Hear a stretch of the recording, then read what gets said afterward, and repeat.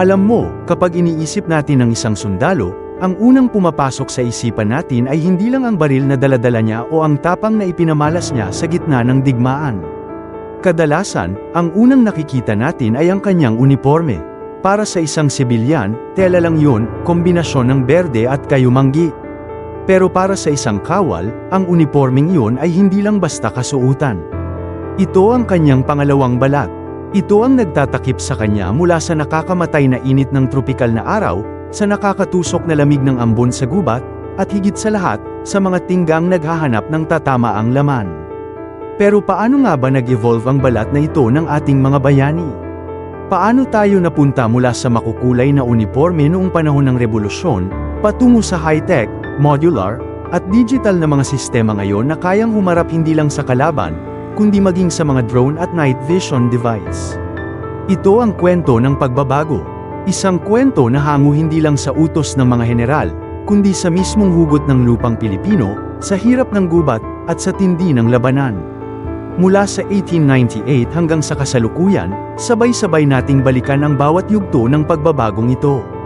Isara mo ang iyong mga mata at maglakbay tayo pabalik sa taong 1878. Isang umaga sa Imus, Cavite. Ang araw ay sumisikat na may kasamang init na para kang nilalagok ng kalderong kumukulo. Ngunit sa kabila ng init, nakatayo ng matuwid ang mga kalalakihang handang makipaglaban sa isang makapangyarihang bansa. Ano ang suot nila? Hindi ito ang karaniwan mong nakikita sa mga sundalo ngayon.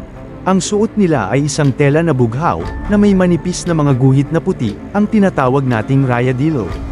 Isipin mo ang isang rayadillo na uniforme. Ang pangalan mismo ay galing sa Espanyol na raya, na ibig sabihin ay guhit. Ito ang pumalit sa mga naunang uniforme ng mga kolonyal na tropa. Sa malayo, para itong ordinaryo na tela. Pero sa malapitan, makikita mo ang libu-libong sinulid na pinagsama-sama para mabuo ang telang ito.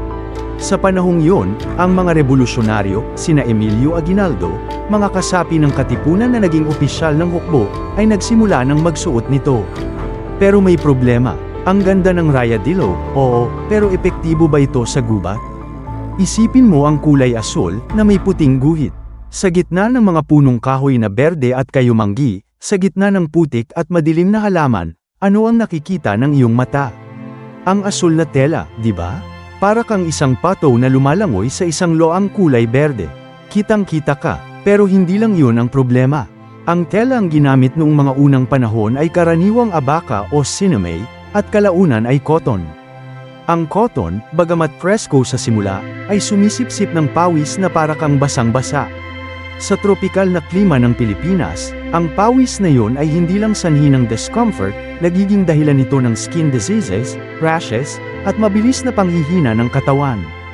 At kapag umulan, ang cotton na uniforme ay nagiging bigat na parang kumot na nababad sa tubig, na nagpapahirap sa mabilis na pagkilos. Ang problema, sa unang yugto na ito ay malinaw, ang uniforme ay idinisenyo para sa seremonya at disiplina, hindi para sa pakikidigma sa gubat. Ang mga revolusyonaryo ay lumalaban ng may pusong apoy, ngunit ang kanilang kasuutan ay isang maliwanag na target para sa mga ripple ng kalaban. Ang ganda nito ay hindi angkop sa pangit ng labanan. Ang solusyon, wala pa silang oras para mag-isip ng camouflage. Ang mahalaga sa kanila, sa puntong yun, ay ipakita na sila ay isang organisadong hukbo na may sariling uniforme, may sariling identidad. At iyon ang ginawa ng rayadillo. Ipinakita nito sa mundo na ang Filipino ay hindi lang mga rebelde kundi isang bansa na may sariling hukbo. Pagdating ng mga Amerikano, nagbago ang lahat. Sila ang nagdala ng konsepto ng olive drab. Ang kulay berdeng oliba, simple at madilim. Sa paningin ng isang Amerikanong commander, ang uniforme ay hindi para ipagmalaki, ito ay para itago. Sa panahong ito, ang Philippine Scouts at ang Philippine Commonwealth Army ay nagsimulang gumamit ng mga uniformeng gawa ng Amerika. Ang tela, karaniwang cotton twill. Ang hiwa, loose fitting para sa ventilation. Pero isipin mo ang sitwasyon noong ikalawang digmaang pandaigdig. Ang mga Pilipinong gerilya ay nakikipaglaban sa mga Hapon sa gitna ng masukal na kagubatan ng Sierra Madre, sa mga bundok ng Bataan, at sa mga bukirin ng Leyte. Ang suot nila ay pinaghalong lumang Commonwealth uniform, damit sibilyan, at kung ano man ang makuhang gamit ng mga Amerikano. Dito nagsimulang magbago ang isipan. Ang init, ang alikabok, ang tubig, lahat ito ay nagpahirap sa tela. Ang problemang kinaharap ng sundalo noong panahong yun ay ang kawalan ng tibay at ang hindi pagkakapare-pareho ng gamit. Walang standard. May suot na wool blend na pantalon na galing sa dead American soldier, may suot na putol na pantalon sibilyan, at sombrerong gawa sa pinagtagpi-tagping dahon. Ang solusyon nila ay ang improvisasyon. Ang gubat mismo ang nagturo sa kanila na kailangan nilang mag-adapt. Natutunan nila na ang tela na masyadong makapal ay nagdudulot ng heat stroke. Ang tela na manipis naman ay madaling mapunit sa mga sanga at matinik na halaman. Sa kabila ng hirap, ang panahong ito ang naglatag ng pundasyon para sa isang mahalagang prinsipyo: ang uniforme ay dapat sumabay sa galaw ng kalikasan, hindi lalaban dito. Pagkatapos ng digmaan, pumasok tayo sa panahon ng hukbalahap. Dito, ang pakikidigma ay hindi na conventional, ito ay naging counter-insurgency. Ang kalaban ay nasa loob ng sibilyan, nasa gubat, at hindi nakikita hanggang sa huling sandali. Ano ang suot ng mga sundalo ng Philippine Army sa panahong ito? Patuloy pa rin ang olive drab, pero may isang malaking pagbabago na naganap sa isipan ng mga taga-disenyo ng kagamitang militar, ang camouflage pattern.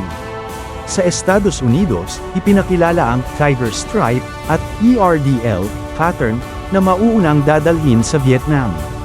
Dahil sa alyansa ng Pilipinas at Amerika, at dahil maraming Pilipinong sundalo ang sumasailalim sa training sa US o nakikipaglaban kasama ng mga Amerikano sa Korea at Vietnam, unti-unting pumasok sa kamalayan ng AFP ang kahalagahan ng camouflage. Pero ang problema sa mga unang camouflage na ito, hindi lahat ay angkop sa Pilipinas. Ang woodland pattern na ginawa para sa mga kagubatan ng Amerika ay may malalaking patch ng berde at itim. Sa gubat ng Pilipinas, kung saan ang liwanag ay sinala ng makakapal na dahon at ang lupa ay mas matingkad, minsan, ang malalaking itim na patch ay nagiging blob na madaling makita ng mata ng tao kung titingnan sa malapitan. Ang solusyon ay hindi agad dumating. Ginamit na lang muna ng mga sundalo ang anumang ibigay sa kanila. Isipin mo ang isang sundalo noong dekada 70. Suot niya ang M1 steel helmet na bigat sa ulo.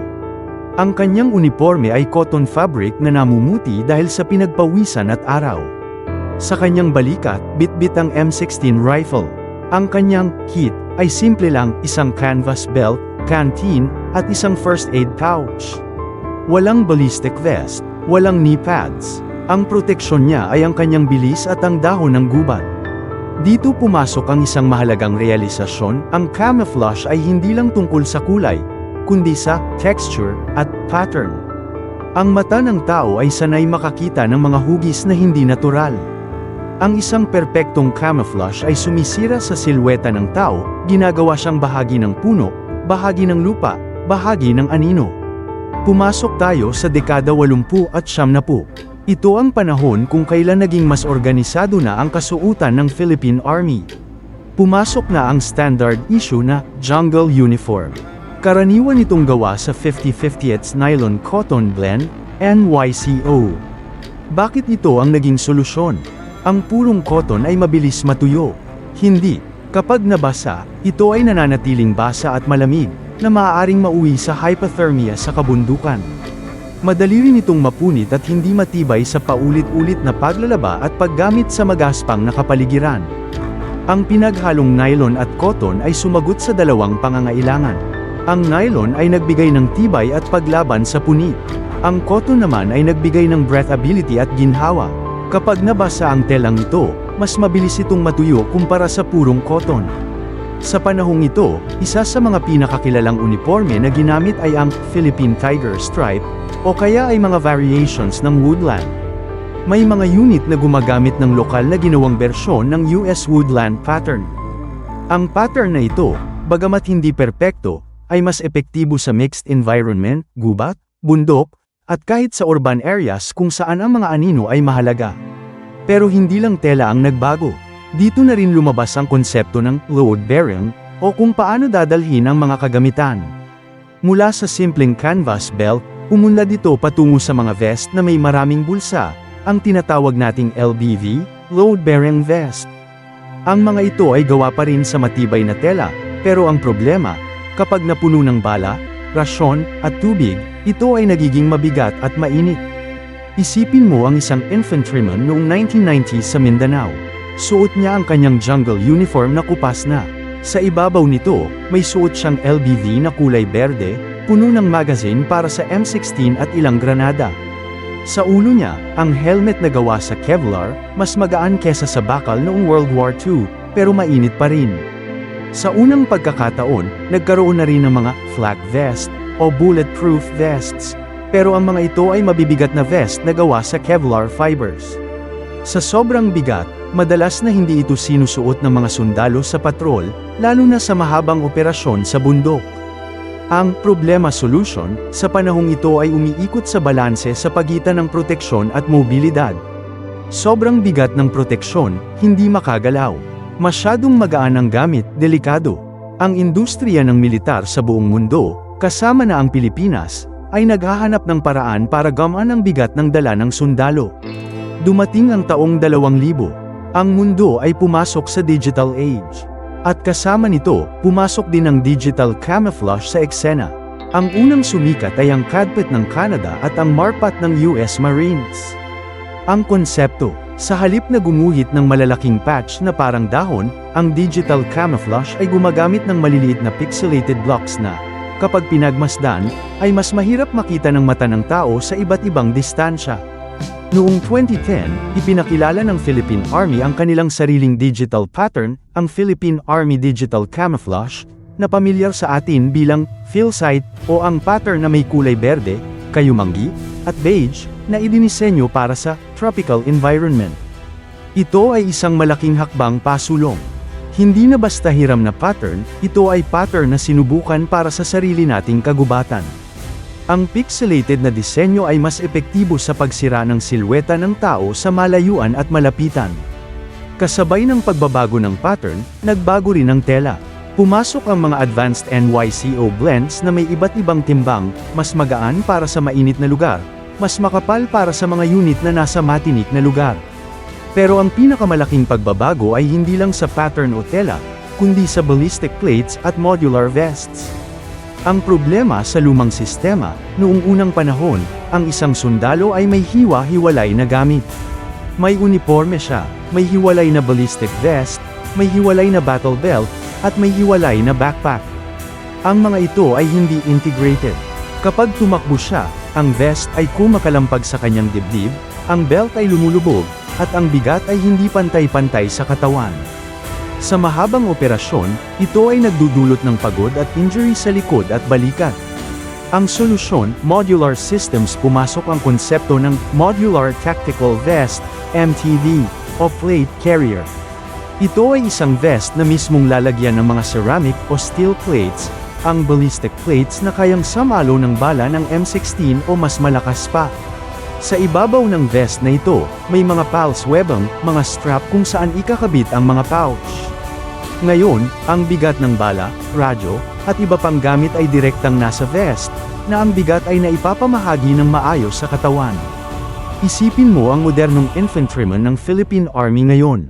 Ang kanyang base layer ay isang moisture-wicking shirt na nagpapatuyo agad ng pawis. Sa ibabaw nito, suot niya ang kanyang digital camouflage uniform. Sa ibabaw ng uniforme, isinusuot niya ang kanyang plate carrier. Sa loob nito, may nakasalaksak na ceramic plate na kayang huminto ng bala mula sa hypo-red rifles. Sa harap ng plate carrier, may mga pouch para sa kanyang mga magazine. Sa gilid, may pouch para sa kanyang grenade. Sa likod, may dalang hydration bladder, isang supot ng tubig na may straw na abot niya kahit hindi niya alisin ang kanyang kamay sa baril. Ang helmet, hindi na simplong Kevlar. Ito ay high-cut helmet, mas maikli ang gilid para pwedeng lagyan ng night vision goggles, communication headsets, at iba pang accessories. Ang bigat ng helmet ngayon ay mas magaan kaysa dati, pero mas marami ang kayang dalhin teknolohiya. Ngayon, nasa threshold na tayo ng isa na namang revolusyon. Ang modernong infantryman ay hindi na lang basta mandirigma sa gubat. Siya ay bahagi na ng isang network na sistema. Tawagin natin itong sensor-ready na uniforme. Ang problema ng makabagong panahon, ang labanan ngayon ay hindi na lang ikaw at ako sa gubat. Kasama na rito ang mga drone na lumilipad sa itaas na kumukuha ng thermal image. Kasama na rito ang mga night vision device na kayang makakita kahit sa dilim. Kasama na rito ang pangangailangang makipag-ugnayan sa ibang unit sa real time. Ang dating camouflage na maganda sa paningin ng tao, paano kung ang nakakakita sa iyo ay hindi tao kundi isang thermal sensor? Ang solusyon, multispectral camouflage at integrated systems. Ang mga bagong uniforme at plate carrier ngayon ay ginagawa hindi lang para itago ka sa mata ng tao, kundi para bawasan ang iyong thermal signature o init na nakikita ng mga sensor. May mga telang may espesyal na coating na sumasalamin sa infrared light. Bukod dito, ang mismong vest ng sundalo ay nagiging isang platform na isipin mong may maliit na tablet computer siya na nakatabi sa kanyang dibdib, na nagpapakita ng mapa at lokasyon ng kanyang mga kasama. Ang kanyang helmet ay may integrated na earphones at microphone na nagka-cancel ng ingay ng putok para marinig niya ng malinaw ang utos ng kanyang leader. At ang tela mismo ay nagbabago. May mga eksperimento ngayon sa mga telang kayang maglinis ng sarili, telang kayang mag-generate ng kuryente mula sa paggalaw para paganahin ang mga gamit, at telang kayang magpalit ng kulay depende sa paligid, parang chameleon. Para sa Philippine Infantry, ang hamon ay paano nila i-adapt ang mga teknolohiyang ito sa sarili nilang kapaligiran. Ang gubat ng Pilipinas ay hindi pareho sa disyerto ng Middle East. Ang init at halumigmig dito ay nakakasira ng electronics. Ang dami ng ulan ay nakakababad sa lahat. Kaya ang solusyon ng mga lokal na inhinyero at ng AFP ay hindi pwedeng hiram lang, dapat itong gawang lokal, sinubak sa sariling kondisyon. Mula sa rayadilo hanggang sa digital camouflage, mula sa cotton twill hanggang sa ceramic plates, ang paglalakbay ng unipormeng panlaban ng Philippine Infantry ay hindi lang kwento ng tela at tahi. Ito ay kwento ng pag-angkop. Ito ay kwento ng isang lahi na natutong lumaban hindi lang sa kalaban, kundi sa kalikasan mismo. Ang bawat hibla ng sinulid sa uniporme ng isang sundalo ay may dalang pawis na pinagpuyatan sa gitna ng gubat. Ang bawat ballistic plate na nakakabit sa kanyang dibdib ay may dalang dasal na sana'y hindi ito kailanganin, pero panatag siyang naroroon nito kung sakali. Sa paglipas ng panahon, isang bagay ang nanatiling pareho, ang puso ng mandirigmang Pilipino. Ang uniforme ay maaaring magbago, ang teknolohiya ay maaaring umunlad, pero ang tapang at sakripisyong nakapaloob sa pagsuot nito ay mananatiling walang kupas. Sa susunod na makakita kayo ng isang kawal ng Philippine Army, huwag lang ninyong tingnan ang kanyang uniforme bilang tela. Tingnan ninyo ito bilang isang sagisag ng ating kasaysayan, ng ating pakikibaka, at ng ating patuloy na pagbangon bilang isang bansa. Salamat sa inyong panunood. Ito ang kwento ng balat ng ating mga bayani.